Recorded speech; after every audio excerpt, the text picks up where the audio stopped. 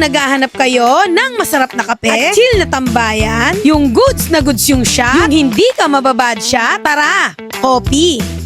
Ako si Chloe de la Cruz Jimenez, ang may-ari ng Tara Coffee. Dati po ako namasukan bilang isang barista ng isang coffee shop at na-inspire akong magtayo ng sariling coffee shop namin ng ate ko. Nag-o-offer po kami dito ng non-coffee tulad ng milky strawberry, Spanish latte. Seller po namin is coffee latte and Oreo cheesecake. Sa non-coffee po namin, milky matcha at coffee jelly po. Meron po kami dito dark cocoa na dark at bestseller po namin ito. Nag-o-offer din po kami dito ng cookies and crinkles na talagang magugustuhan po natin lahat. Boss King, Tara Coffee.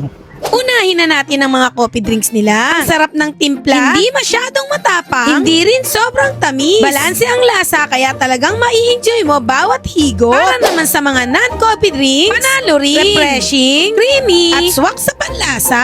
Kahit hindi ka mahilig sa kape, siguradong may magugustuhan ka rito. At para sa cookies naman nila, malambot sa loob, may tamang chewiness, at sa bawat kagat, punong-puno ng sarap. At ang crinkles naman nila, moist, chocolatey, at hindi sobrang tamis. Kung naghahanap kayo ng tambayan, may masarap na inumin, at masarap na pangimaga, isa na ito sa mga dapat yung subukan. Dito nyo nga lang sila matatagpuan sa Dagupan Street, Corner Pilapil. Tara, Coffee!